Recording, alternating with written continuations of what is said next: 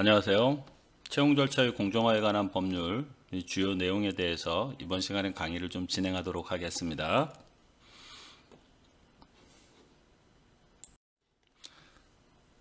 근본 강의 진행 순서는 다음과 같습니다. 크게 입법 목적 및 적용 범위, 두 번째로 이제 채용 단계별 주의사항, 마지막으로 채용 강요 등의 금지, 이렇게 크게 세 파트로 나눠지는데, 이제 두 번째 파트 채용 단계별 주의사항은 다시 채용 광고 단계, 응시 및 접수 단계, 채용 과정 단계, 채용 확정 단계, 이렇게 네 가지 흐름으로 또 나뉘게 됩니다. 이렇게 세부적으로 내용을 좀 구성을 해서 강의를 진행하도록 하겠습니다. 첫 번째, 입법 목적, 용어, 적용 범위에 대해서 알아보도록 하겠습니다. 모든 법률 다 목적을 가지고 있죠. 오늘 설명드리려고 하는 채용 절차의 공정화에 관한 법률, 이거 좀 줄여서 채용절차법이라고 하죠. 이 법률도 목적이 있습니다. 법 1조 목적은 다음과 같습니다. 이 법은 채용 과정에서 구직자가 제출하는 채용 서류의 반환 등 채용 절차에서의 최소한의 공정성을 확보하기 위한 사항을 정함으로써 구직자의 부담을 줄이고 권익을 보호하는 것을 목적으로 한다. 이렇게 되어 있습니다. 그러니까 이번 법률 강의의 목적, 이 법률이 추구하고자 하는 바의 목적은 무엇이라고 할 수 있을까요? 채용 절차 공정성. 요즘에 공정 채용에 대해서 말들 참 많이 나오죠. 채용 절차의 공정성을 목적으로 하는 게 이 법률의 취지고, 또 하나의 목적은 구직자의 부담을 경감하고 구직자의 권익을 보호하기 위한 목적을 가진다. 이렇게 정리하시면 되겠죠. 2014년 1월 21일 날 제정된 법률입니다. 법률 역사가 한 10년 됐습니다. 꽤 오래됐죠. 그리고 이제 2020년 5월 20일자로 개정 법률이 현재 시행 중입니다.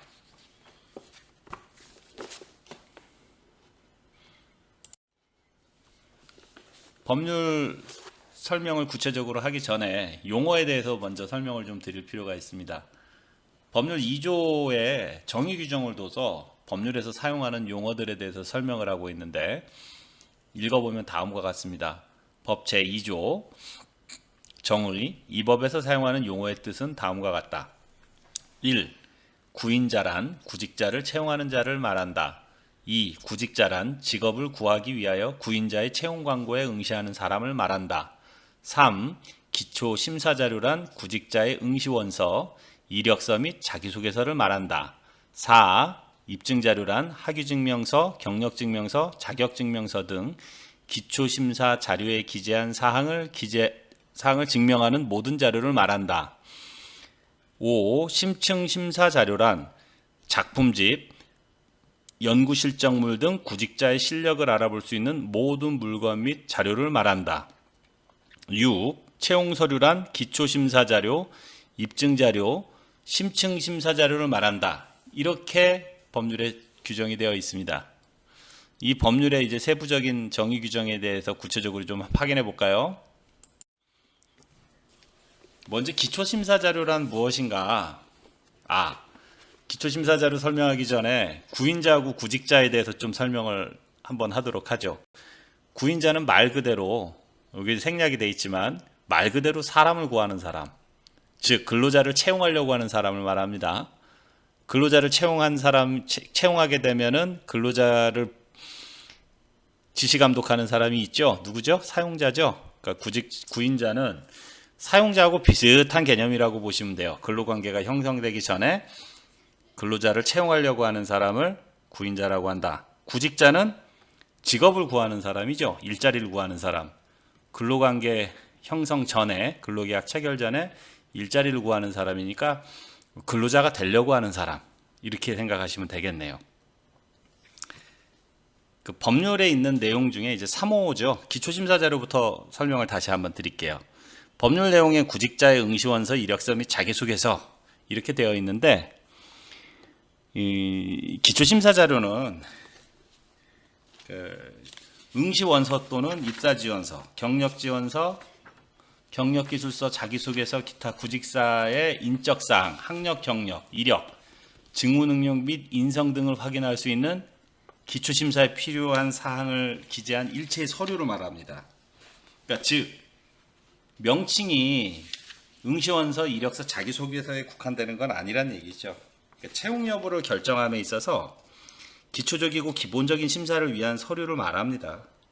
예를 들면 학교 내 뭐 동아리 활동 사항이라든지 학교의 대외 활동 사항, 해외 연수를 가거나 배낭여행 가거나 봉사활동 등 사회활동 등이 기재되어 있는 뭐 그런 서류들도 해당이 될 수가 있겠죠. 그리고 입증 자료는 앞서 설명드린 이 기초 심사 자료를 증명할 수 있는 그런 자료라고 생각하시면 돼요. 여러 가지가 있겠죠. 입증 자료는 뭐 생활기록부도 될 수가 있을 거고, 학위증명서라든지 뭐 학교를 졸업했으면 졸업증명서, 아니면 경력증명서, 성적증명서, 자격증 사본이라든지 뭐 수상 확인서, 상장을 받았다든지 뭐 이런 것들. 그 다음에 이제 장애인 증명서, 취업 지원 대상자 증명서, 뭐 이런 거, 그러니까 국가유공자 같은 거. 이런 것도 뭐 본인이 이제 뭐 본인은 이러이러한 사람이다라고 할 때 그 사실을 증명할 수 있는, 취업 지원 대상자다라고 하면 뭐 거기에 대한 기초 서류 이런 것들이겠죠. 그렇죠. 단 이제 주의하실 게 이제 입증 자료에 채용절차법 보시면 4조의 3을 보시면 출신 지역 등 개인정보 요구 금지 항목들이 있거든요. 거기에 포함되어 있는 항목들이 있다면 블라인드 처리를 해서 법 위반을 방지해야 되겠죠.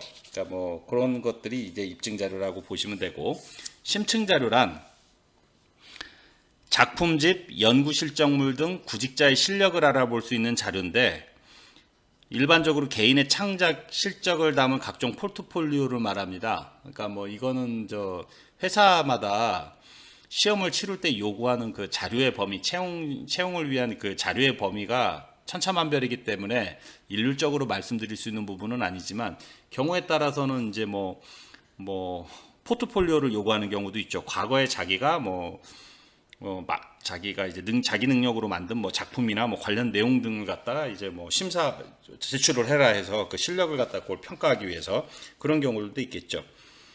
그러니까 개인의 창작 실적을 담은 뭐 각종 포트폴리오들을 심층 심사 자료라고 볼 수가 있는데, 포트폴리오라고 하는 말 많이 들으셨죠? 근데 여기서의 포트폴리오는 자신의 실력을 보여줄 수 있는 작품이나 관련 내용 등을 집약한 자료 수집철 또는 작품집해라고 해서 이렇게 정의를 하고 있습니다.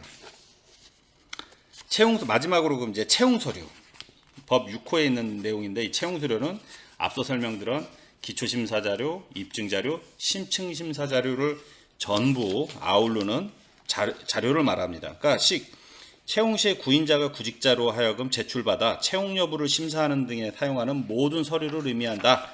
그렇게 보시면 됩니다. 모든 법에는 적용 범위가 있죠. 이 법도 덮어놓고 모든 회사에, 모든 기업에, 모든 사업장에 적용을 하는 것은 아니고, 일정 규모 이상의 사업장에 적용을 합니다. 이 법의 적용 범위는 상시 근로자 30인 이상의 사업장에 대해서 적용이 됩니다. 다만 국가 또는 지방자치단체가 공무원을 채용하는 경우, 이때는 적용이 없습니다. 어떤 분들이 그럴 수가 있어요. 아니, 공무원 채용하는 게 더 공정해야 되는데 왜 이 법을 적용을 안 하죠? 이제 그 이유는 이렇습니다. 채용 절차의 공정화에 관한 법률은 일반법입니다.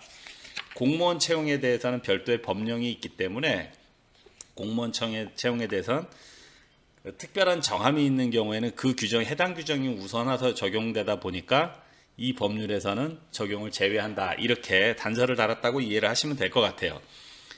그렇지만 이 적용 범위와 관련해서 국가나 지방자치단체가 공무원이 아니라 일반 근로자를 사법상의 근로계약을 맺는 근로자를 채용할 때에는 적용이 되겠죠. 적용이 안 된다고 볼 수는 없겠죠.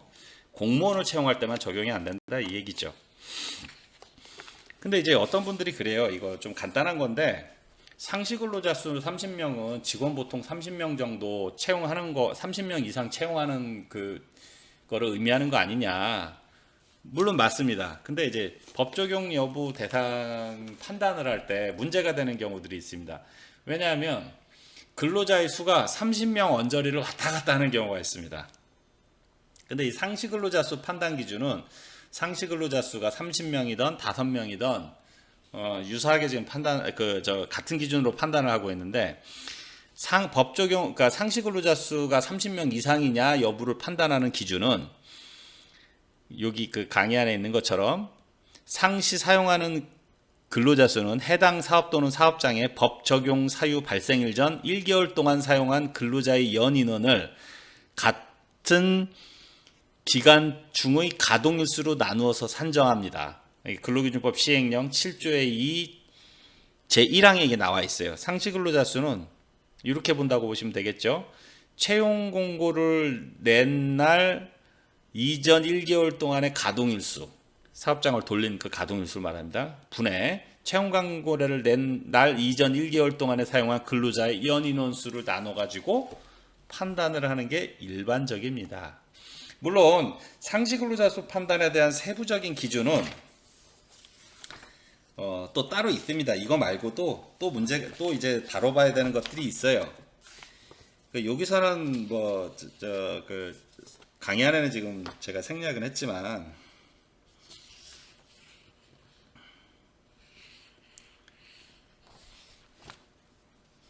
판단 기준에 있어서의 그 특례가 좀 있습니다.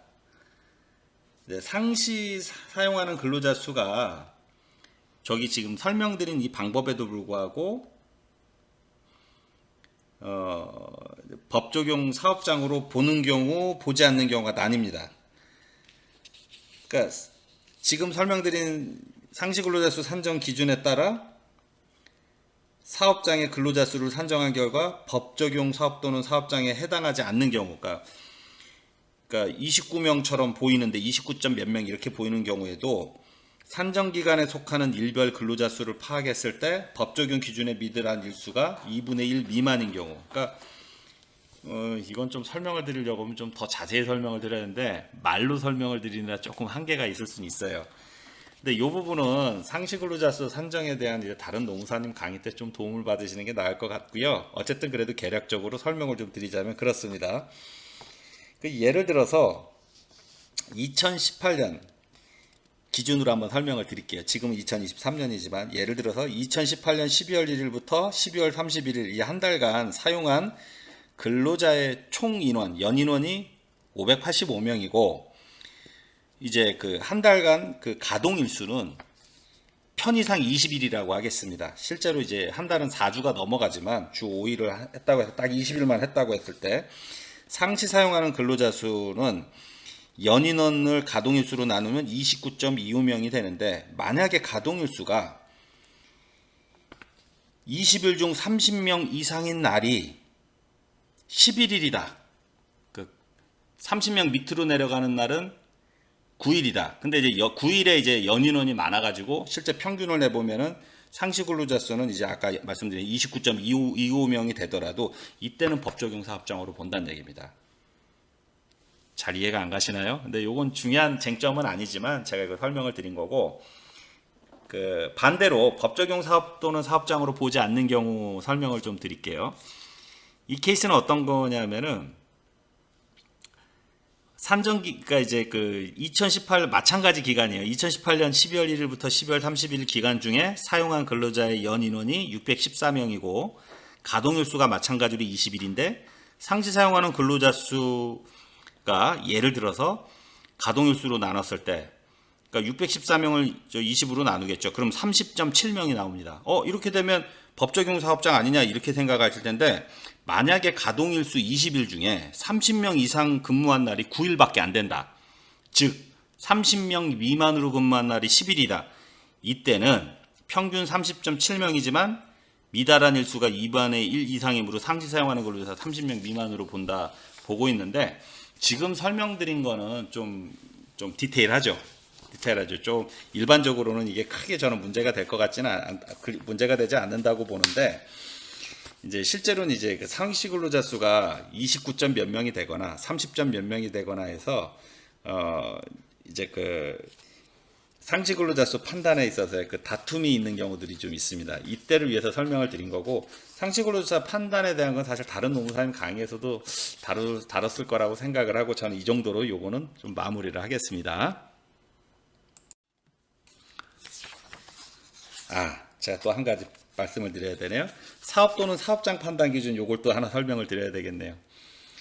보통 일반적으로 하나의 법인이면은 장소적으로 분산이 돼 있어도 법인이라고 하는 건 이제 이제 크게 경영상의 일체를 이루면서 유기적으로 운영이 되다 보니 하나의 법인은 원칙적으로 하나의 사업으로 인정이 되지만 예외적으로 하나의 법인임에도 불구하고 각 사업장별로 근로조건 결정권이 다 있고 지점별로 아니면 뭐 이제 지역 본부 뭐 이런 식으로 해서 각 본부마다 별도의 취업 규칙이 적용되며 인사 노무 관리나 회계 등이 독립적으로 운영되는 경우, 공장별로 뭐 이렇게 운영이 되는 경우, 한번 좀 예시를 할 수 있을 것 같은데 이때는 각 사업장별로 법 적용이 될 수도 있는데 이럴 경우 무조건 된다라는 게 아니라 독립적으로 사업장별로 근로조건 결정권이 과연 있느냐, 이걸 가지고 판단을 한다 이 얘기죠.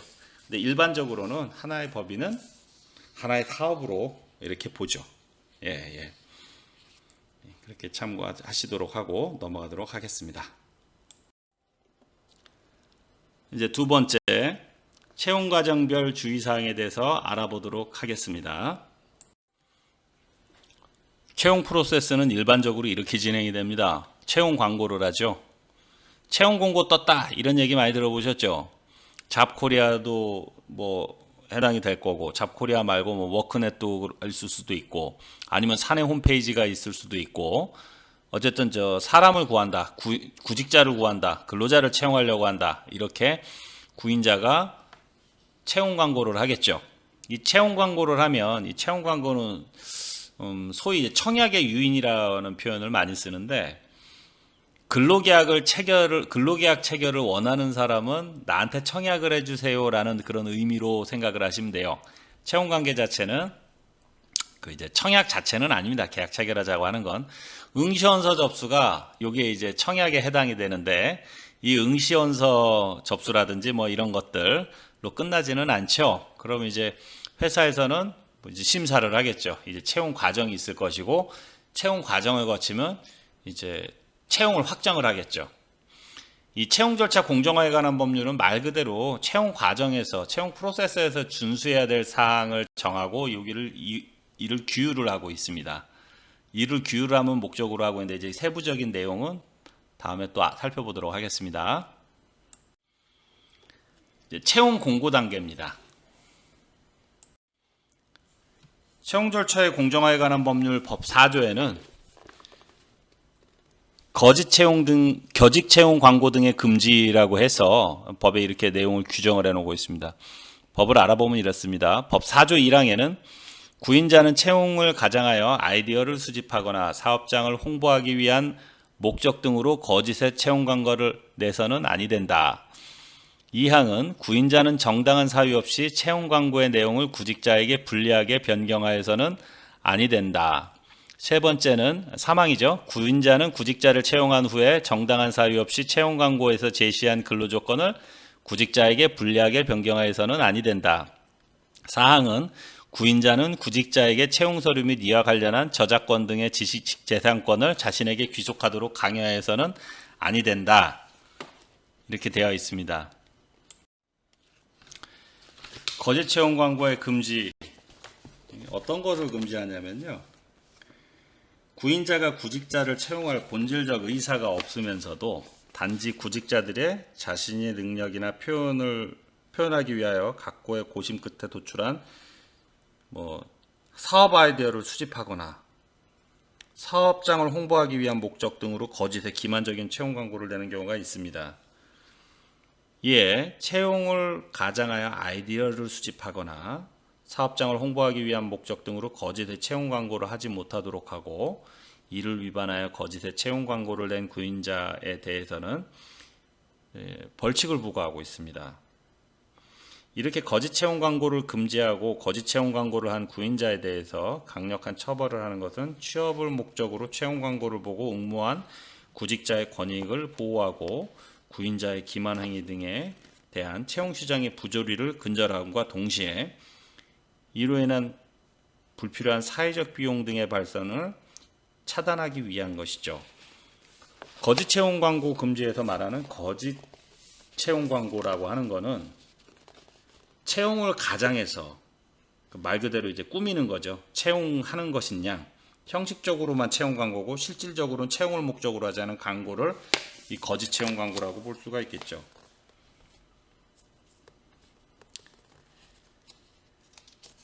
채용 외 물품 판매를 하거나 수강생 모집을 하거나 투자 유치 등을 목적으로 하는 건데, 이제 채용을 가장하고 실질적으로는 채용 광고가 아닌 그런 광고들이 여기에 해당이 되겠죠.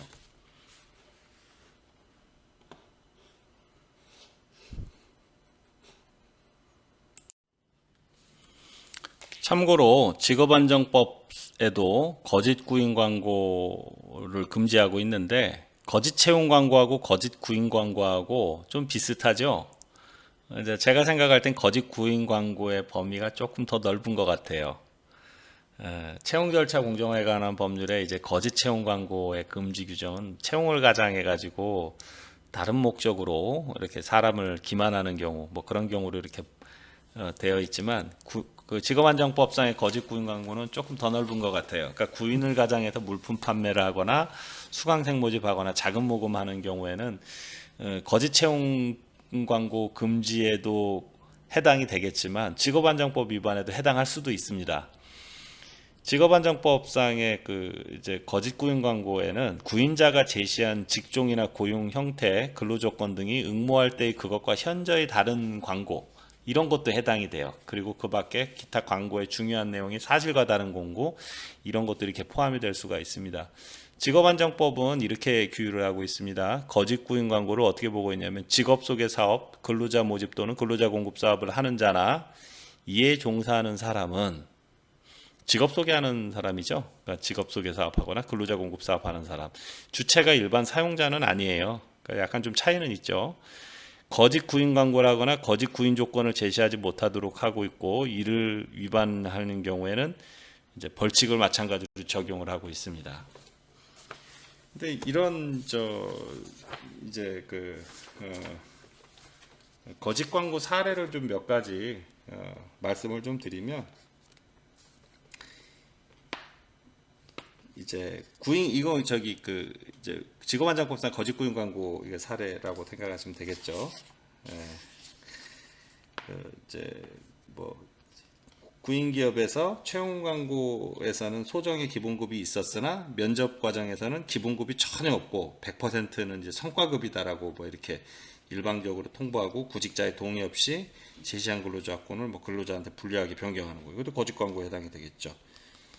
그리고 정규직 모집 광고를 하면서 구인 광고를 하면서 면접 시 프리랜서 근무 형태로 유도해가지고 물품 판매를 강요하는 경우, 그러니까 예를 들어서 정규직으로 구인 광고 게시하면서 면접 시 고소득 보장하면서 개인업자로 근무 형태로 유도하고 물품 판매 등을 하도록 그렇게 요구해서 구인 광고상의 근로 조건이 구인 업체가 실제 제시한 근로 조건 다른 경우, 이런 경우가 해당이 되겠죠.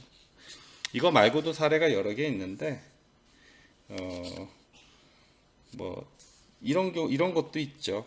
이제 인맥 취업을 강조한 뭐 금전 요구, 이것도 해당이 될 수가 있죠. 뭐 공공기관으로부터 해외 인턴 취업을 추천을 받았는데 공공기관이 일자리 창출에 나서는 것이다 보니까 별다른 의심을 갖지 않았는데, 근데 문제는 이제 이 주선받은 업체가 개인정보는 물론 현지 주거 비용으로 5,000달러를 입금을 했는데, 소개받은 업체는 이 해외 인턴 취업 희망자들의 거액을 갈취하고 사라졌어요. 알고 봤더니 이건 공공기관이 추진하는 일자리 사업의 허점을 이용한 취업 사기 사례였는데, 뭐 이제 이런 사례도 있고, 이런 사례도 거짓 광고의 그런 사례로 하나 볼 수가 있고요.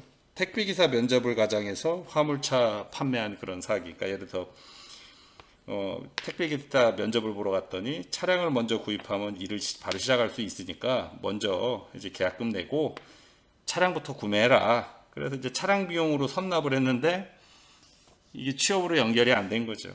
그러니까 취업을 미끼로 화물차만 판매하는 경우, 뭐 이런 사례들이 여러 가지 사례들이 좀 있습니다. 그러니까 이런 사례들을 예를 들 수가 있겠죠.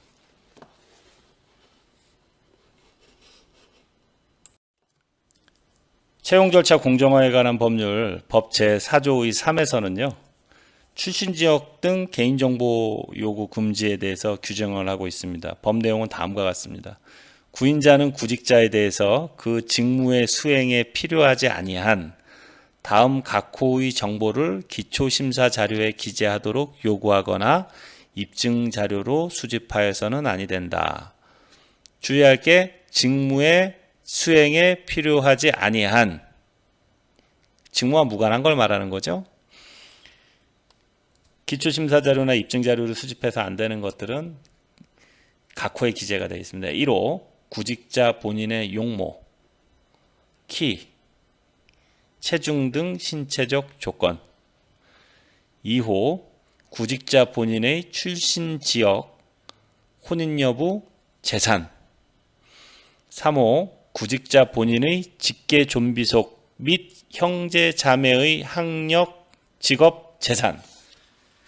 이력서에 보면은 다 기재하라고 하던 거 아닌가요? 라고 이렇게 얘기하시는 분들도 계실 것 같은데, 법률에 이렇게 정한 이유가 있습니다. 이제 채용절차법에서는 외모 중심이나 성차별적인 채용 등을 지향하고 직무 중심 채용을 하라 이겁니다. 그래서 고용부에서는 그 채용절차법에서 이제 고용노동부 장관으로 하여금 구직자 응시원서, 이력서, 자기소개서 등 기초 심사 자료의 표준 양식을 정해서 구인자한테 사용을 권장하도록 할 수도 있어요. 권장하도록 지금 규정을 하고 있습니다. 근데 현재도 일부 기업에서는 이력서의 키, 체중 등의 신체적 조건, 그러니까 키나 체중 등의 신체적 조건이나 출신지, 그러니까 자기 거주지를 말하는 게 아니에요. 고향이 어디냐, 부모의 직업하고 너가 아버지 뭐 하시노, 재산 정도 등을 기재하고 있고, 실제로 구직자들 사이에서도 이 용모 등이 직무수행과 관련이 없는데, 직접적 관련이 없는데 채용 여부에 영향을 미치고 있다라고 이렇게 인식이 많이 있다고 합니다. 그래서 구인자가 구직자 본인의 용모나 키나 체중 등의 신체적 조건과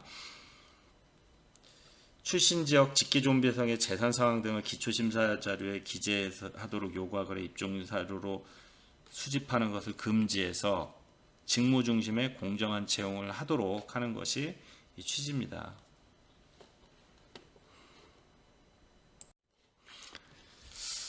여기서 참고로 그 직무 수행에 필요로 하지 않은 개인 정보를 요구하지 말라고 지금 그렇게 하고 있는데, 이걸 좀 풀어서 말씀드리면 직무의 사전적인 의미는 직책이나 직업상에서 책임을 지고 담당하여 맡는 사무를 직무라고 합니다. 그러니까 한마디로 얘기해서 구직자가 채용이 돼서 취업해서 수행해야 될 담당 업무를 말한다고 보시면 돼요. 그리고 이제 이거를 기초심사 자료에 기재하도록 요구하거나 입증 자료를 수집하는 것을 금지하고 있는데, 채용절차법, 그러니까 동법에서는 출신 지역 등 개인정보를 기초심사 자료에 기재하는 것을 요구하거나 입증 자료로 수집하는 걸 금지하고 있는데, 이게 금지하는 이유가 이런 그 직무와 무관한 내용들을 기재하도록 하거나 이걸 증빙을 제출하도록 하면은 직무 중심의 채용이 아니라 그 사람의 배경이나 백그라운드에 의한 채용이 될 수 있기 때문에 이런 것들을 금지를 하고 있는 거죠.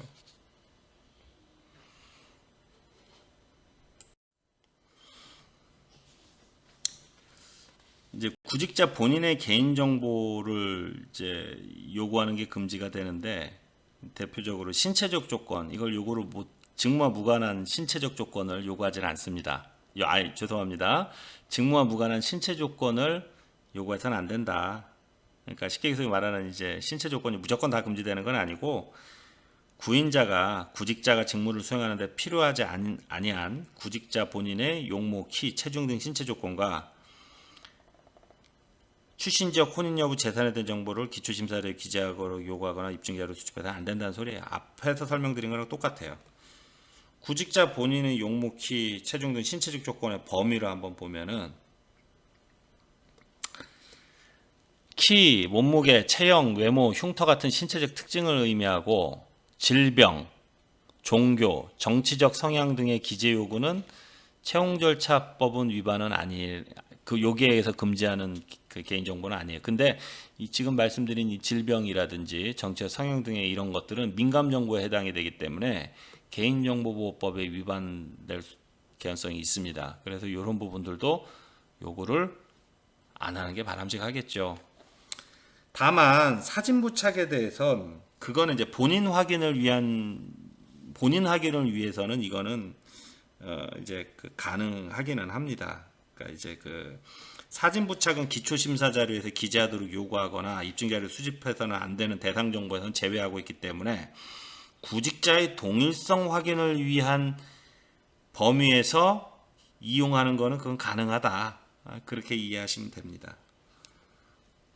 출신 지역은 아까도 말씀드렸지만 일반적으로 뭐 등록 기준지, 출생지, 뭐 성년이 되기 이전에 주된 뭐 거주지 등 뭐 이렇게 뭐 여러 가지로 이해가 되고 있는데 사회 통념상 일반적으로 출신 지역을 의미한다고 보면 되고 현재 거주지나 주민등록상 주소는 포함되지 않습니다.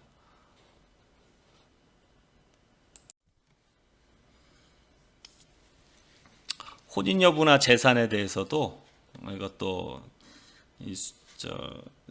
정보를 수집하거나 요구하는 게 금지가 됩니다. 그러니까 이제 혼인 여부를 했느냐, 그 다음에 또 이제 본인의 재산이 어느 정도 되느냐 이런 것들 원칙적으로 수집이 금지되는데 이제 재산의 경우에는 이제 뭐 이런 거 있죠. 부채 증명이라든지 이런 걸 떼오라고 하는 경우가 뭐 예외적으로는 있겠죠. 직무 수행을 위해서 필요한 경우, 그러니까 그 자산일 중에 부채나 이런 거 수집하는 경우가 있겠죠. 그 금융 관련 업무의 종사자의 경우에 뭐 신용 정보를 줘야 한다든지 뭐 이런 게 해당이 될 수가 있겠죠. 그래서 지금은 결혼을 꼭 해야지만이 뭐 일을 잘하는 것도 아니고 결혼 안 했다고 해서 뭐 결혼을 해야지만이 일 잘하는 것도 아니고 결혼 안 했다고 해서 일 못하는 것도 아니기 때문에 기혼이냐 미혼 여부냐 이런 거에 대한 것도 정보를 요구하지 못하도록 하고 있습니다. 여기에는 없는데 그 출신 학교는 그러면 이거는 수집할 수 있느냐? 근데 이제 출신 학교가 이제 출신 지역에 이게 들어가느냐? 이 법률 규정에는 일단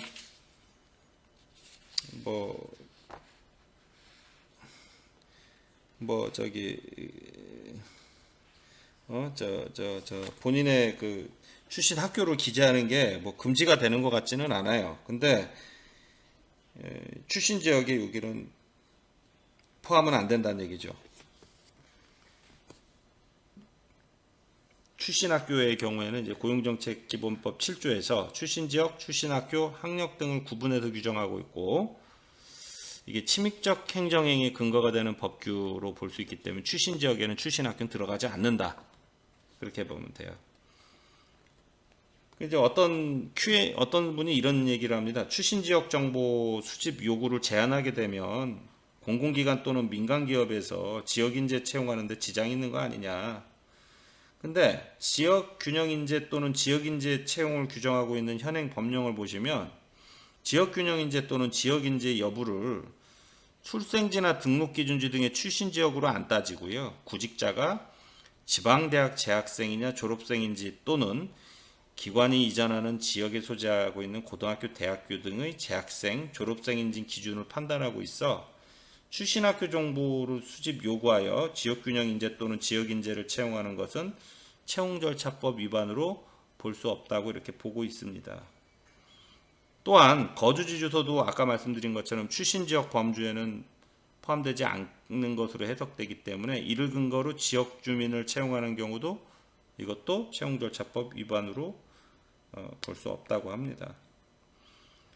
지방대학 및 지역균형 인재 육성에 관한 법률은 제2조에서 지역균형 인재란 지방대학의 학생 또는 지방대학을 졸업한 사람을 말한다고 규정을 하고 있고 혁신도시 조성 및 발전에 관한 특별법도 공공기관이 이전하는 지역에 소재하는 지방대학 또는 고등학교를 졸업하였거나 졸업 예정인 사람을 지역인재로 이제 뭐 규정을 하고 있기 때문에 거기가 출생지냐 이제 그렇게 보지는 않다는 얘기죠. 네, 그렇습니다. 제출 요금이 수집이 금지되는 구직자의 개인정보에는 구직자의 직계 존비속 등의 개인정보도 해당이 됩니다. 구인자는 구직자의 직무 수행에 필요하지 아니한 구직자 본인의 직계 존비속 및 형제자매의 학력, 직업, 재산에 대한 정보를 기초심사 자료에 기재하도록 요구하거나 입증자료를 수집해서는 안 됩니다. 근데 여기서 말하는 직계존비속과 형제자매의 의미가 어떻게 되느냐? 민법에 의해서 판단할 수밖에 없겠죠. 민법 768조의 혈족은요, 친자관계, 조손관계 등에 형성되는 혈연관계를 말하는데 직계존속과 직계비속으로 나뉘고, 직계존속은 구직자 본인보다 학렬이 높은 사람들, 자기의 부모라 이제 할아버지, 구직자 본인의 부모하고 부모보다 학렬이 높은 직계 혈족을 말하고, 직계 비속은 구직자 본인보다 학렬이 낮은 직계 비속을 말하죠. 그러니까 자녀하고 손자, 손녀와 같은 직계 혈족을 말합니다. 따라서 구직자 본인의 부모, 조부모 등 직계 존속과 자녀, 손자녀 등의 직계 비속의 학력, 직업, 재산의 정보 수집이 금지됩니다. 이게 생긴 게 좀 이렇게 이해가 되지 않나요? 너가 아버지 뭐 하시노? 그래서 이제 이런 부분들도 직무하고는 무관하니까 이것도 수집하지 말아라 이렇게 하고 있는 것 같아요. 그리고 이제 그 형제자매 같은 경우에는 직계존 비속은 아니죠.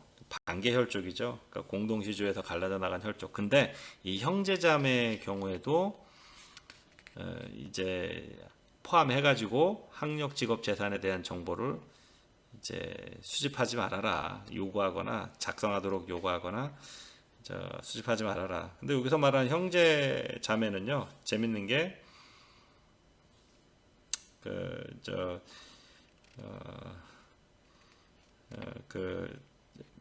남자 여자를 형제자매라고 해 남자 여자 이게 해당이 없죠. 그러니까 해당이 되진 않죠. 근데 재밌는 게 부모 중에 한쪽이 만약에 재혼했다.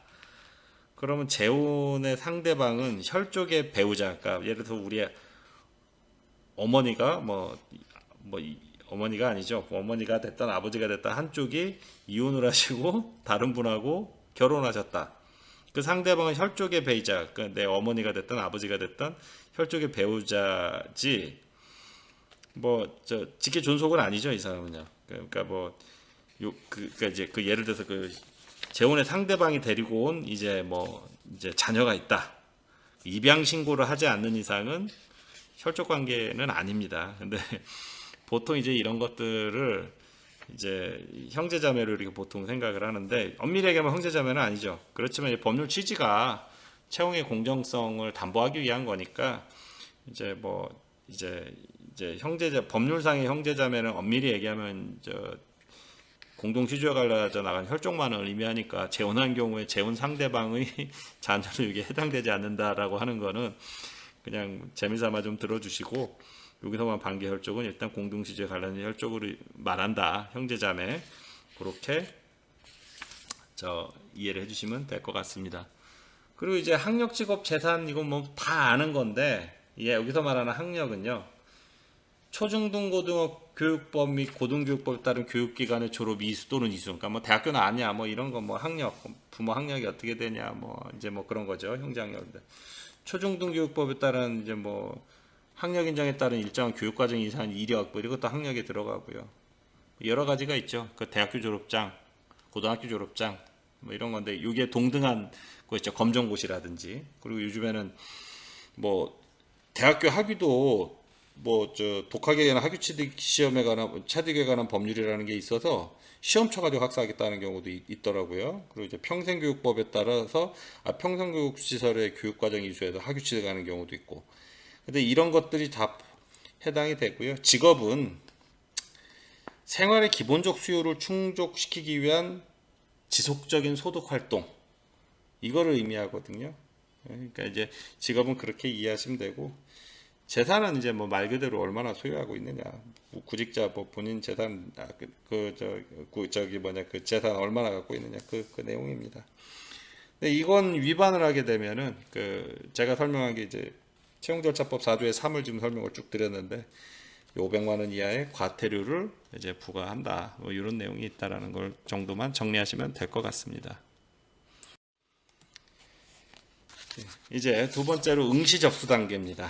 이제 응시 접수 단계에서는 어떤 내용인지 살펴보도록 하겠습니다. 응시 접수 단계에서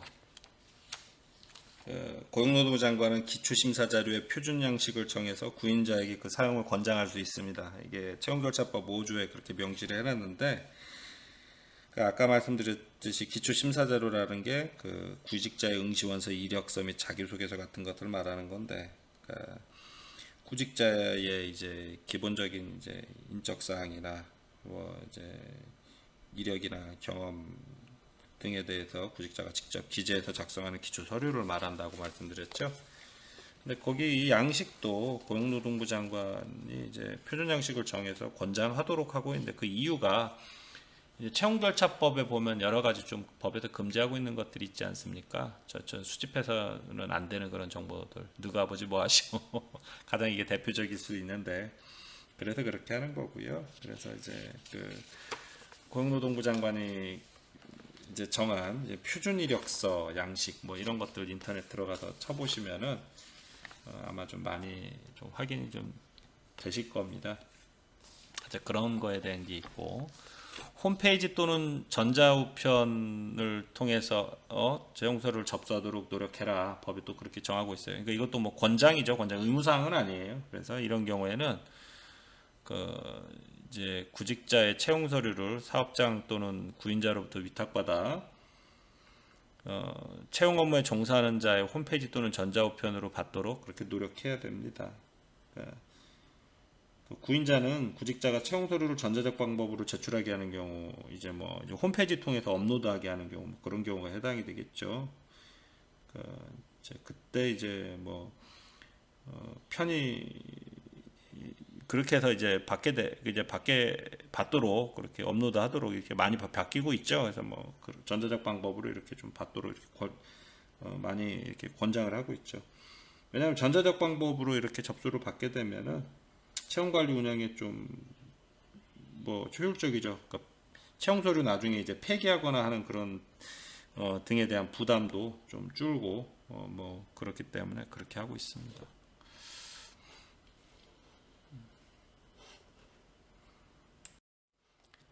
그리고 이제 입증자료, 심층심사자료 제출 제한이 법 13조가 정하고 있는데요. 이게 뭔 소리냐면은 그 채용절차법 13조에서 이런 표현을 쓰고 있어요. 구인자는 채용시험을 서류심사, 필기면접시험 등으로 구분해서 실시하는 경우에 이제 서류심사에 이제 합격한 구직자에 한정해서 입증자료 및 심층심사자료를 제출하게 하도록 노력해야 된다. 왜 그러냐면은 이거 뭐 기초심사자료 제출을 할 때 이력이나 이런 증빙자료, 그러니까 입증자료죠. 입증자료, 증빙자료, 입증자료를 다 제출하고 포트폴리오와 같은 심층심사자료를 제출하도록 하면은 채용이 안 됐을 때 구직자가 이제 또 반환 청구를 하게 되거든요.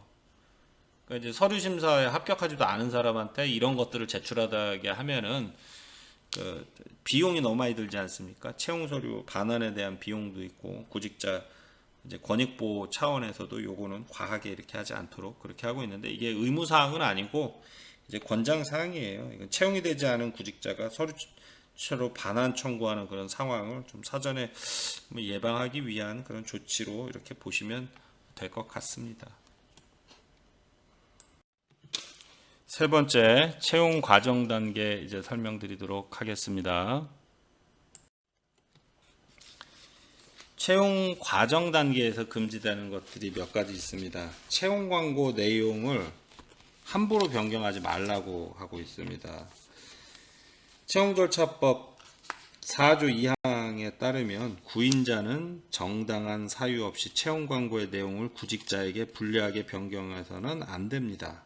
예를 들자면 구인 공고에서 제시한 채용 직급보다 낮은 직급을 채용 과정에 제시해서 구직자를 낮은 직급으로 채용하는 경우, 이런 거는 이제 채용 공고 내용을 구직자에게 불리하게 변경하는 행위이기 때문에 실제로 과태료를 받은 그런 사례도 있다고 합니다. 그러니까 이제 그 과장으로 뽑는다고 해놓고 실제는 대리직급으로 이제 채용을 하는 거죠. 모집은 그렇게 해놓고. 물론 이제 채용 과정 중에 필요에 의해서 구인자가 채용 광고를 절대적으로 변경을 못하게 하면은 그것도 불합리하겠죠. 그렇지만 이제 정당한 사유가 있어야 되겠죠. 여기서 말하는 정당한 사유는 사회통념상 채용 광고의 내용을 변경할 만한 합리적이고 타당한 이유가 있다고 인정되는 경우를 말하는 건데, 예를 들자면 교통 편의를 좀 제고하기 위해서 시험 장소를 좀 접근성이 좀 편한 대로 변경을 한다든지 뭐 이런 경우를 예를 들 수가 있겠죠. 채용 광고의 내용을 구직자에게 불리하게 변경하지 정당한 사유 없이 불리하게 변경하지 말라고 한 거기 때문에 구직자에게 이익이거나 불리하지 않은 변경은 가능하다고 해야 되겠죠. 그죠? 불리하지 않은 변경만 안 되는 거고. 그렇죠. 그리고 이제 여기 또 한 가지 이제 설명을 더 드릴게요. 채용 공고에서 제시한 근로조건 변경도 금지되는 게 당연히 들어가겠죠. 우리 채용절차법 제4조 3항에서 별도로 또 명시를 하고 있는데, 채용 광고 내용 뭐 변경되는 거에 뭐 채용 광고에서 제시한 근로조건도 좀 포함된다고 보는데, 법 제4조 3항에서 2항과 별도로 설명을 하고 있어서 좀 설명을 드리자면, 구인자가 이제 구직자를 채용한 뒤에 정당한 사유 없이 채용 광고에서 제시한 근로조건을 구직자에게 불리하게 변경해서 안 된다는 얘기죠. 그러니까 여기서 말하는 건 근로조건 불리하게 변경하는 거를 이제 금지한 거니까 이제 유리하게 변경하는 거는 가능한데, 이제 불리하게 변경하려고 하면은 채용 광고에서 제시한 근로조건 변경할 만한 합리적이고 타당한 이유가 있어야 되겠죠. 정당한 사유 없이 이게 또 변경이 안 된다고 하니까, 이 경우에 이걸 위반을 해도 과태료가 부과가 됩니다. 네, 과태료 500만 원 이하의 과태료가 부과가 되고, 그리고 이제 채용 일정하고 채용 광고 과정을 또 고지를 하도록 법에서는 또 규율을 하고 있습니다. 구인자는 구직자에게 채용 일정이나 채용 심사의 지연 사실, 채용 과정 변경 등의 채용 과정을 알려줘야 됩니다. 이게 알려줘야 됩니다. 근데 이 고지 방법과 관련해서는 구인자 이제 구직자에게 채용 일정, 채용 심사, 지연사, 채용 과정 변경, 채용 과정 전체 그 알려줘야 된다고 되어 있는데, 채용절차법 7조 2항에서는 구인자가 채용 서류를 전자우편 등으로 받은 경우에는 지체 없이 구직자에게 접수된 사실을 1항에 따른 홈페이지, 휴대전화에 의한 문자 전송, 전화우편, 팩스, 전화 등으로 알려야 한다라고 해가지고, 채용 서류를 받으면은 구직자한테 그 사실을 전달을 하도록 하고 있습니다. 홈페이지에 게시를 하고 채용 서류 접수 여부에 대한 거를 확인할 수 있도록 전달을 해야 된다는 얘기죠. 이렇게 한 이유가, 채용 일정, 채용 과정 고지가 들어간 이유는요, 구직자 구인자 채용 광고를 보고 응모를 했는데 채용 서류 접수했음에도 그 접수 사실을 인지하지 못할 수도 있고, 구직자가 구인자에게 일일이 이제 이걸 확인하려고 전화한다라는 것도, 이것도 뭐 경우에 따라서는 이것 좀 어려울 수도 있기 때문에 구인자가 적극적으로 구직자한테 이걸 알리도록 해서 구직자 권익을 보호하려고 한다고 보시면 되죠. 이제 고지 대상은요, 이제 채용 서류 등을 전자우편으로 받은 경우는 전자우편만으로 특정하는 게 아니라요, 온라인, 오프라인 구분하지 않고 채용 서류 접수받은 모든 경우를 의미한다고 보면 돼요. 우편으로 받았어도 고지 대상이 된다고 보고 되고, 이제 접수 창구를 통해서 접수를 받았어도 또 고지 대상이 돼야 된다고, 접수 제대로 됐습니다 이렇게 해줘야 되는 게 이게 말이 맞다는 거고. 고지 시점은 언제냐면은, 이건 뭐 지체 없이죠. 지체 없이 이제 의미에 대해서 여러 가지 의미가 있는데, 뭐 몇 시간 이런 물리적인 시간 기간을 의미하는 게, 사정이 허락하는 가장 신속하게 처리하는 기간을 지체 없이라고 이해를 하면은, 사업장 여건에 따라 지체 없이 사정이 허락한다면 가장 신속하게 이제 해야 된다. 고지 방법은 홈페이지 게시, 문자 전송, 전자우편, 팩스, 전화 등으로 알리도록 해서 구인자의 사정 등에 따라 적절하게 구직자에게 알리면 됩니다. 예. 그리고 이제 채용 일정, 채용 서류 접수 사실뿐만 아니라 채용 과정 중에 고지 다 해야 되는데 이제 법에서는 구인자 법 제8조에서 보면 구인자는 구직자에게 채용 일정, 채용 심사 지연의 사실, 채용 과정의 변경 등 채용 과정을 다 알리도록 하고 있어요. 이때 고지도 제가 방금 전에 말씀드린 그 고지 방법, 그러니까 이제 홈페이지나 문자 전송, 전자우편, 팩스 전화 등의 방법으로 알려야 됩니다.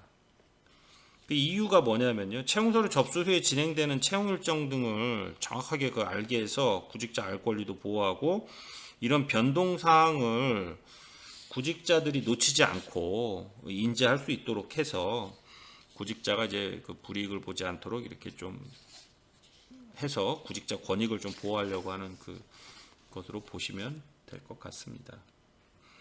근데 이제 그 고지 대상은 이제 마찬가지로 이제 채용 과정 전 과정이기 때문에 접수부터 최종 합격자 발표까지의 채용 일정 전체 및 채용 과정에서 발생된 여러 가지 상황 등을 포함하고 있기 때문에 딱 되지 않기 때문에 변동 사항이 있다면 구직자한테 그때그때 알려라, 그렇게 봐야 되겠죠.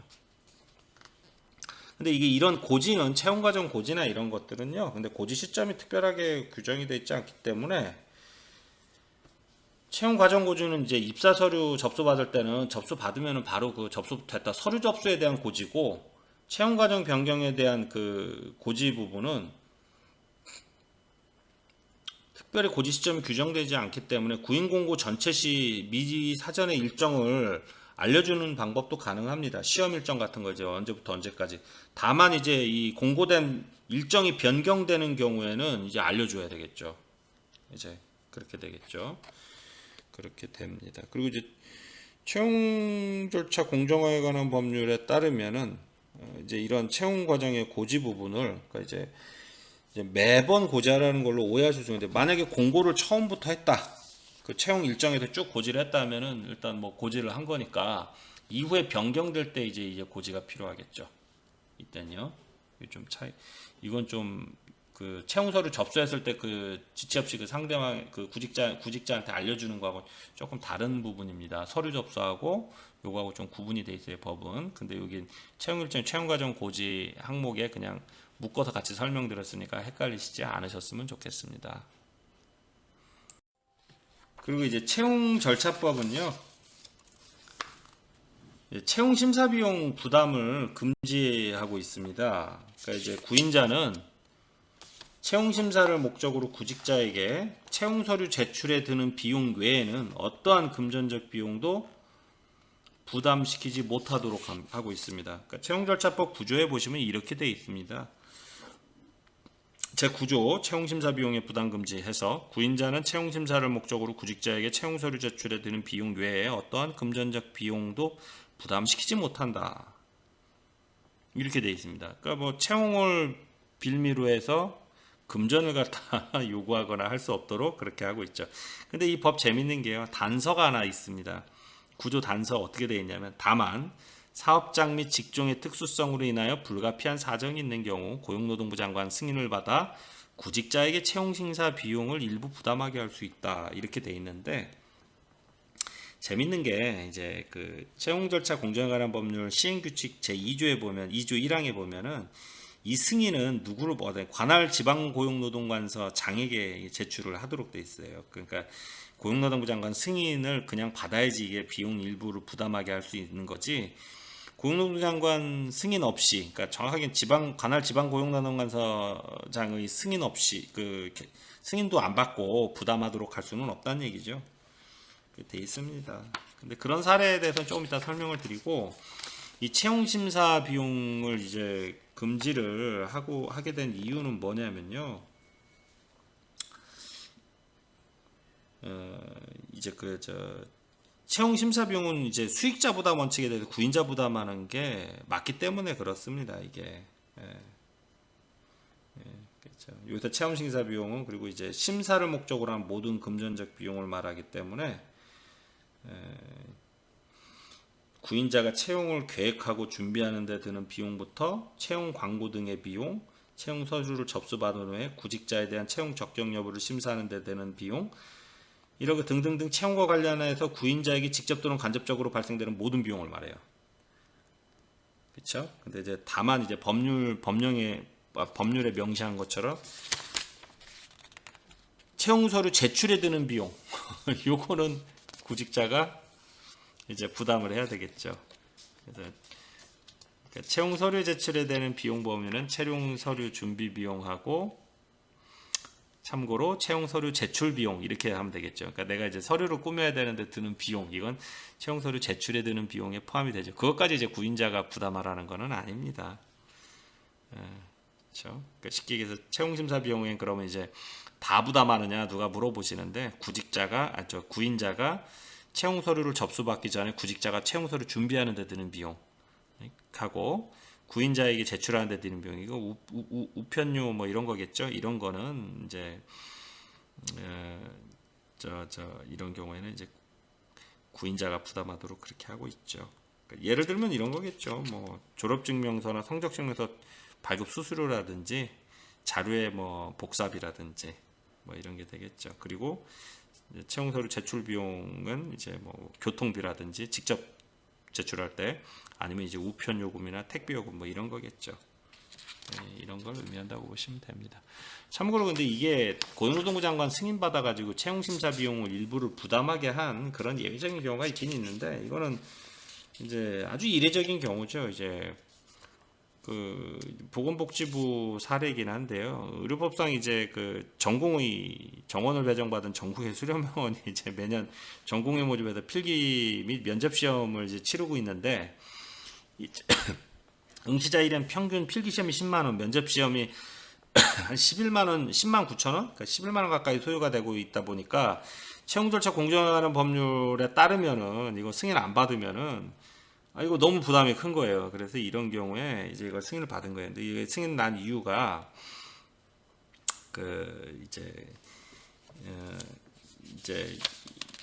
불가피한 예외적 사용 매우 엄격하게 보기 때문에 구직자한테 원래 부담을 못 시키는 거도 맞다. 근데 이제 그 채용 시험 통해 가지고 수련병원에서 전문 자격을 획득하고자 하는 의료 건설 목적으로 이제 채용이 되는 거고 전공의 초임이 전문의 초임 월급의 3배 가까이 상승하는 점 뭐 이런 등 재반 사정을 고려해 가지고 예외적으로 한 절반 정도를 이제 부담하는 게 이제 과한 거는 아니다라고 이렇게 회신한 사례가 있는데 근데 이건 좀 일반적이지는 않죠. 일반적인 그 사업장에서는 좀 일반적인 사례로 이렇게 원용할 수 있는 그런 경우는 아니라고 할 수 있습니다.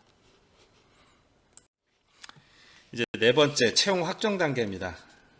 채용 확정 단계에 대해서 설명하도록 하겠습니다. 채용 확정 단계에 들어가게 되면요. 채용 여부에 대해서 고지를 해줘야 됩니다.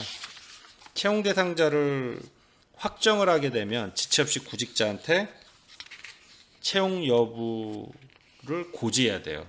문제는 이제 합격자한테만 알리면 되냐? 아닙니다. 불합격자에 대해서도 고지해야 됩니다. 그래서 면접시험 보고 나서 합격자, 불합격자 문자를 다 받잖아요. 채용 절차법에 따른 채용 확정 여부 고지라고 생각하시면 됩니다. 이게 고지 방법도 아까도 말씀드린 바와 같이 고지를 채용 과정에 대해서 뭐 다 고지하라고 했듯이 고지해야 되는데 그 방법은 동일합니다. 홈페이지나 유선이나 문자, 전자우편 등 이제 사업장 여건에서 허락하는 그런 기준으로 이렇게 고지를 하면 되죠. 네, 그렇게 하도록 하고 있습니다. 그리고 이제 앞서서 제가 설명드렸었던 건데 제가 채용 과정 중에 또 약간 다른 문제네요. 채용 광고에서 제시한 근로조건 변경 금지 부분을 제가 채용 광고 내용 변경 금지하고 섞어서 설명을 좀 드렸는데 채용 확정 단계에서 설명하는 게 사실 맞는데 제가 이제 앞서서 미리 좀 설명을 했습니다. 이 부분은 좀 양해를 좀 드리고 채용 확정되고 나면은 근로계약 체결하지 않습니까? 이때 채용 광고에서 제시한 근로조건을 변경할 수 없도록 그렇게 금지하고 있어요. 그러니까 구인자는 구직자를 채용한 후에 정당한 사유 없이 채용 광고에서 제시한 근로조건 근로자한테 불리하게 변경하면 안 되는 거죠. 그러니까 예를 들면 채용 광고에서는 부장으로 뽑겠다고 그래놓고 실제로 근로계약 체결할 때 직급은 과장으로 하자, 대리로 하자, 또는 기본급이 예를 들어서 2만 원으로 돼 있었는데 시급이 2만 원이었는데 뽑고 나니까 15,000원으로 하자 이렇게 하는 건데 이제 불리한 변경이 아니라 불리하지 않은 변경은 가능하겠죠. 그래서 어쨌든 정당한 사유 없이 근로 조건을 채용 확정한 다음에 채용 광고에서 제시한 근로 조건을 임의로 근로계약서 작성 시에 변경하지 말아라. 뭐 그렇게 좀 하고 있습니다. 그렇게 참고를 하시면 될 것 같아요. 네. 그리고 채용 서류 등의 귀속 강요가 금지가 돼요. 그러니까 이제 채용이 확정되고 나면은 그 서류를 끝까지 자기가 그 구직 구인자가 낸 그 포트폴리오라든지 이런 거 있지 않습니까? 그런 것들을 죄송합니다. 구직자가 낸 그 포트폴리오 같은 것 이제 저작권이나 이런 것들을 구인자한테 귀속시키도록 이렇게 강요할 수 없어요.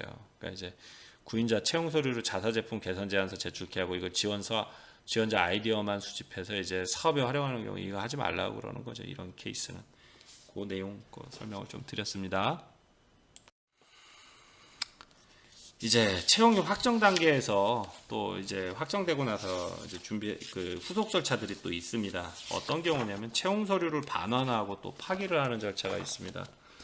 왜냐하면 이 개인정보 문제도 있기 때문에 지금 그러는데 채용 절차 공정하게 관한 법률 11조를 보시면 이렇게 돼 있어요. 1항에 구인자는 구직자의 채용 여부가 확정된 이후 구직자가 채용 서류 반환을 청구하는 경우에는 본인임을 확인한 후 대통령령으로 정하는 바에 따라 확인해야 된다. 이게 법률에 근데 여기서 말하는 구직자는 확정된 채용 대상자는 제외예요. 왜냐하면 채용된 사람은 이거 가지고 있어야죠, 서류를.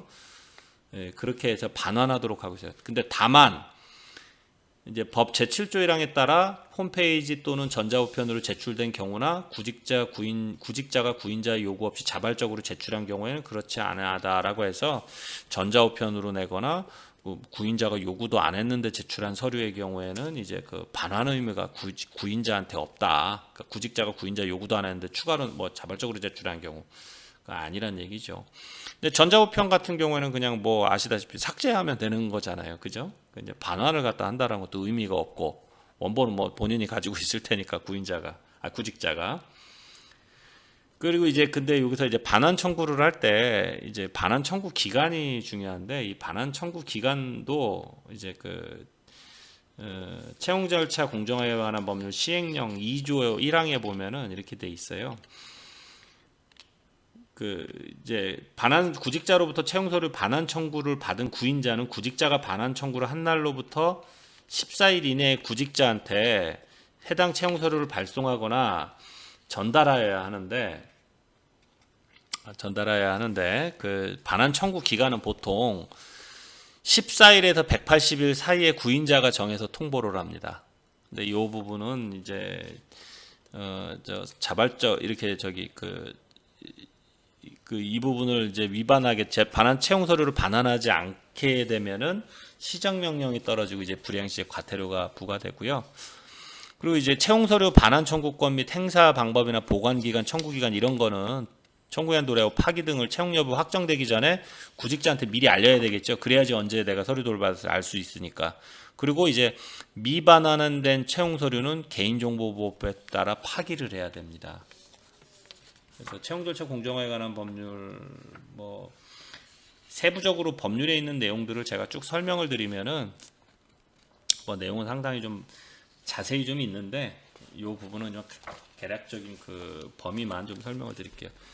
채용 절차 공정화에 관한 법률 그 시행령 3조 채용 서류 보관 기간인데 보관 기간이 어떻게 되어 있냐면은 그 3조에 보면은 법 제11조 1의 3항 본문에 대통령령으로 정하는 기간이란 다음 각호의 기간을 말한다라고 해서 구직자가 법 11조 제1항 본문에 따라 채용 서류의 반환을 청구한 경우가 아닌 경우에는 4조에 따른 구직자의 반환 청구 기간.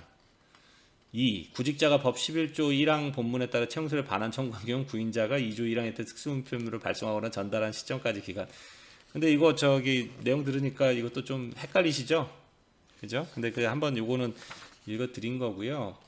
4조에서 채용서류 반환 청구 기간이 있습니다. 이거 보관 기간 말씀드린 거고 법 11조 4항에 따른 채용서류 반환 청구 기간은 구직자의 채용 여부가 확정된 날 이후 14일부터 180일까지의 기간 범위 내에서 구인자가 정한 기간으로 한다. 이 경우 구인자는 채용 여부가 확정되기 전까지 구인자가 정한 채용 서류의 반환 청구 기간을 구직자에 알려야 한다.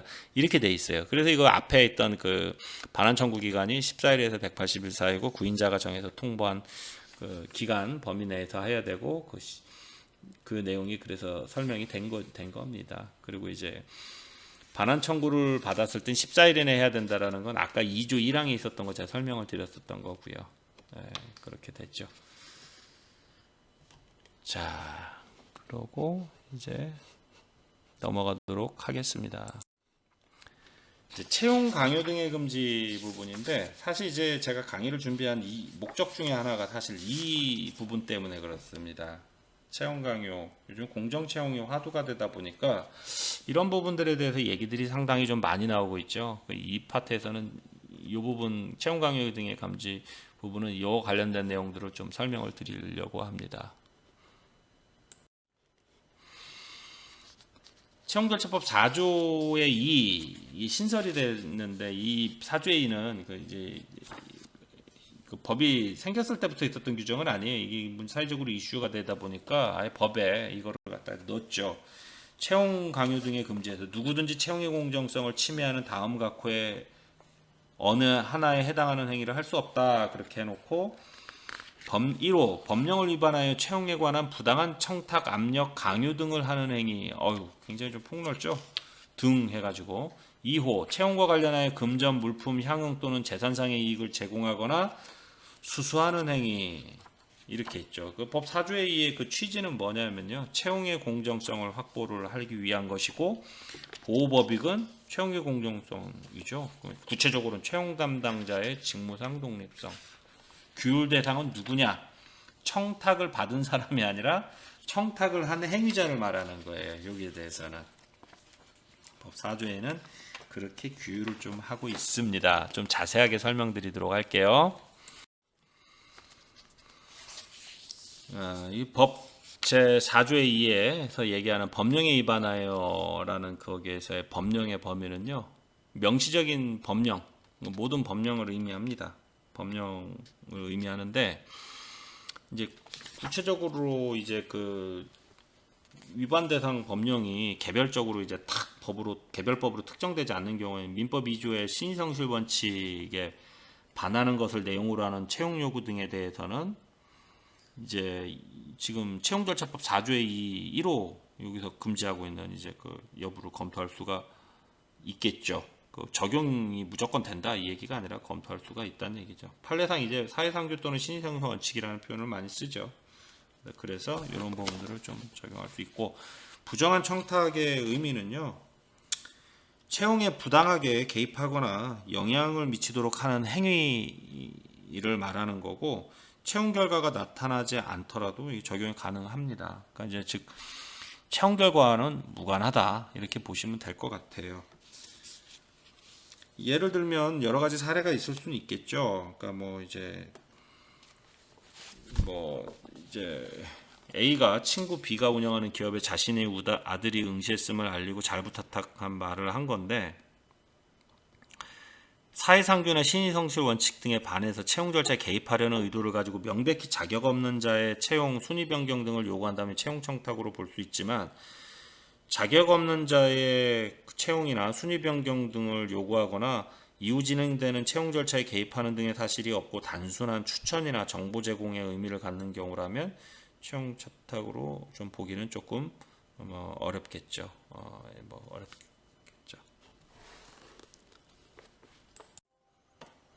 채용 압력은 뭘 얘기를 하냐면요. 구인자의 의사를 제압하기에 충분할 정도의 영향력 등을 바탕으로 채용에 관해서 부당한 요구를 하는 행위 이거를 보시면 되고 채용 강요는 채용 압력보다 조금 더 물리력을 행사하는 행위로 이해하면 어떨까 싶습니다. 폭행 또는 협박 행사를 통해서 채용의 공정성을 저해하는 행위 이게 될 수도 있을 거고 이제 금품 수수라는 의미는 영리 목적이면은 영리를 목적으로 채용 결과와는 무관하게 채용 관련 금품 수수 행위만 있어도 이제 해당이 된다.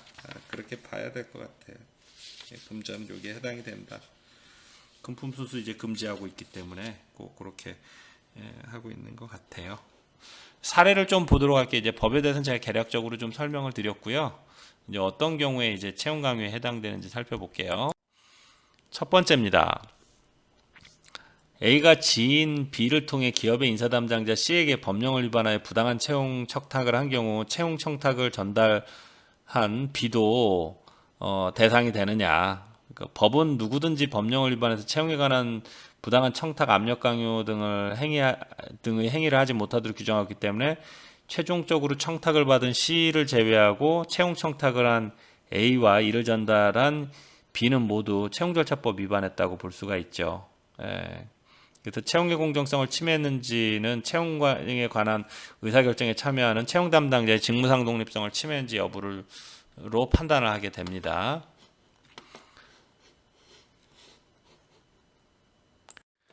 두 번째 사례죠. 부당한 청탁의 대상이 되는 채용 담당자는 채용 업무를 실무적으로 맡고 있는 채용 담당자만을 의미하냐? 그렇지 않고요. 해당 조항의 주요 법익인 채용 담당자의 직무상 독립성에서의 채용 담당자란 채용 절차의 의사결정 과정에 참여하는 모든 사람들을 말합니다. 그러니까 채용 업무를 위임한 법인 등 사업장의 대표자, 의사결정 과정에 있는 임원, 채용 업무를 실제로 담당하는 담당자뿐만 아니라 면접 과정에 참여하는 면접 비용 등도 포함하는 개념입니다. 세 번째입니다. A는 지인 B가 인사 담당자로 재직하는 기업에 본인의 아들이 응시하였음을 알리고 잘 부탁한다고 함. B는 예의상 알겠다고 대답하였으나 실제 채용은 내부 규정상 절차와 기준을 준수하여 진행되었고 결과적으로 A 아들은 최종 합격하였음. 이땐 이제 A가 부탁하고 이 아들이 채용된 결과가 나왔으나 채용 과정이 정해진 절차와 기준에 따른 것으로 A의 부탁이 인사 담당자의 B의 직무성 독립성을 침해했다고 보기가 어렵다고 보이기 때문에 이 경우엔 채용절차법을 위반했다고 보기는 좀 어렵지 않을까 싶습니다. 물론 이제 그렇다 하더라도 이제 이건 이제 최종적으로 이제 결과가 나와서 그런 거고 그렇지 않으면 또 이제 논란이 있을 수가 있겠죠. 그래서 이게 뭐 저는 개인적으로 바람직하다고 보지는 않는데 이건 우리 채용절차 공정화에 관한 법률 업무 매뉴얼에 있는 좀 사례를 좀 소개하다 보니까 인용한 거니까 이건 좀 이해를 해주셔야 됩니다. 자, 이제 네 번째 사례입니다. 네 번째 사례는 A는 친구 B가 운영하는 기업체 자신의 아들이 응시했음을 알리고 잘 부탁한다는 말을 하였음. 근데 이제 답변이 이제 두 가지로 또 나뉘네요. 사회상규나 신의성질 원칙 등에 반하여 채용 절차에 개입하려고 하는 의도를 가지고 명백히 자격이 없는 자의 채용 순위 변경 등을 요구한다면 이제 채용 청탁으로 볼 수 있지만 자격 없는 자의 채용이나 순위 변경 등을 요구하거나 이후 진행된 채용 절차에 개입하는 등의 사실이 없고 단순한 추천이나 정보 제공 의미를 갖는 경우라면 채용 청탁으로 보기는 뭐 좀 곤란하다 이렇게 좀 나눠놨네요. 사실관계에 따라서 사례는 이제 제가 설명을 좀 드린 거고요. 이거는 아까도 말씀드렸지만 그 매뉴얼에 있는 사례를 제가 소개를 한 겁니다. 다섯 번째 사례입니다. A는 중견기업인 인사 업무 담당자 B에게 자녀의 채용을 부탁하면서 골프채를 선물하였습니다. 이 경우에는 A, B 모두 과태료 부과 대상입니다. 법 제4조 1호와 달리 법령을 위반하는 규정이 없으므로 다른 법령 위반 사실이 없더라도 채용과 관련해서 금품 수수 등의 행위를 한 경우에 과태료가 부과될 수 있습니다. 지금까지는 제가 채용절차 공정화에 관한 법률 업무 매뉴얼을 좀 참고를 하셔가지고 채용절차법에서 다룰 수 있는 그런 내용들에 대해서 핵심적인 내용들을 좀 나름대로 좀 정리를 해서 전달해 드리기 위해서 좀 노력을 좀 해봤습니다. 긴 시간 고생 많으셨습니다. 수고하셨습니다.